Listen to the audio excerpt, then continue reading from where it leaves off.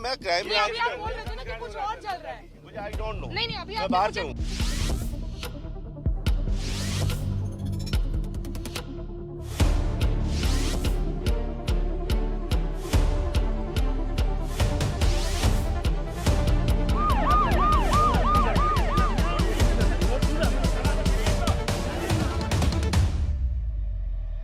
लाख छिपाती रही पुलिस।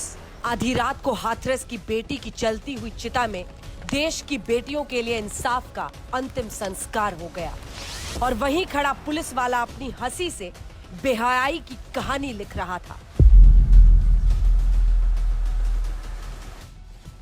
बेटी को तो अंतिम संस्कार नसीब नहीं हुआ, ना जीवन में सम्मान न मौत में, लेकिन पुलिस वाले पूरी बेहयाई से अपनी नाकामी छिपाने में आधी रात के ऑपरेशन लीपापोती में लग गए थे।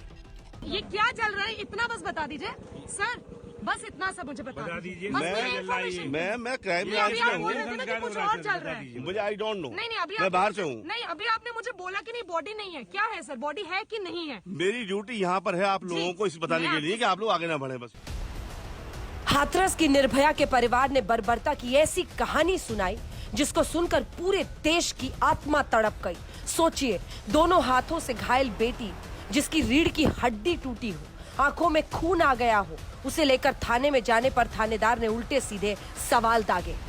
एसपी साहब परिवार के आरोपों से इनकार करते रहे और गैंगरेप के आरोप पर ही सवाल खड़े कर दिए।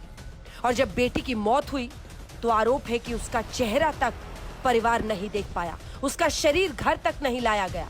पुलिस की पहरेदारी में बिना अंतिम संस्कार के उसकी चिता को जला दिया।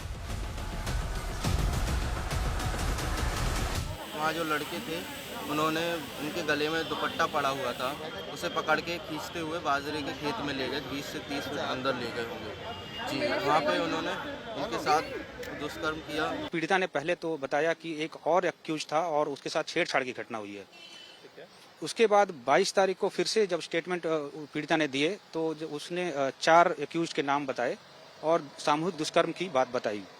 जब ये पूछने पर कि पहले क्यों नहीं बताया तो उन्होंने कहा कि वो उस समय अच्छे से होश में नहीं थी। गर्दन में 3 हड्डी टूटी हुई थी यहाँ पे, और रीढ़ की हड्डी टूटी है तो जीभ कटी हुई थी उसकी, और भी नहीं बोल पा रही थी, खाली इशारे कर रही थी। ऐसी कोई बात नहीं है।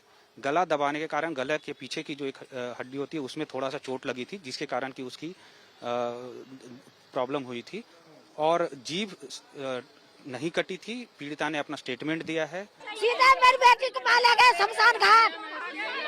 उसका मां बाप नहीं है, भैया नहीं है, जला फुका के आ गए, किसी का पता नहीं चलती, चेहरा नहीं देखने दिया। नहीं, ऐसा नहीं है। डेड बॉडी घर पे लाई गई थी जैसी मुझे सूचना है, और विधि विधान से ही दाह संस्कार हुआ है। सांसद और मंत्री आए हुए हैं। योगी हमारी दीदी को अच्छी करने के लिए मार के क्यों लाए दिल्ली से? हमारे सवाल आप जवाब दीजिए। नहीं, हम मानने वाले हम लोग थे क्या? प्रधानमंत्री नरेंद्र मोदी ने उत्तर प्रदेश के मुख्यमंत्री योगी आदित्यनाथ से घटना पर बात की। योगी ने फौरन ट्वीट कर न्याय का भरोसा दिया, जांच के लिए एसआईटी के गठन की घोषणा की, और उनके कहने पर कैबिनेट मंत्री गांव पहुंचे, लेकिन वहां पर लोगों का गुस्सा चरम पर था। टीवी पे दिखा रहे हैं कि लड़की की हड्डी नहीं टूटी है, लड़की की रीढ़ की हड्डी नहीं टूटी, लड़की का रेप नहीं हुआ, तो जो भी है तो उनकी बेटी के साथ ऐसी दरिंदगी हुआ तो बर्दाश्त करेंगे? नहीं की जाएगी, नहीं की जाएगी। किसी की बेटी के साथ गरीब की बेटी है तो उसे दबा रहे हो। देश उबल रहा है। ना बेटियों के लिए ये देश सुरक्षित हो पाता है, ना ही खत्म होती है पुलिस संवेदनहीनता की एक काली रात। हाथरस की निर्भया की चिता से चटकती चिंगारी और इस पुलिस वाले की हंसी कभी मत भूलना मेरे देश।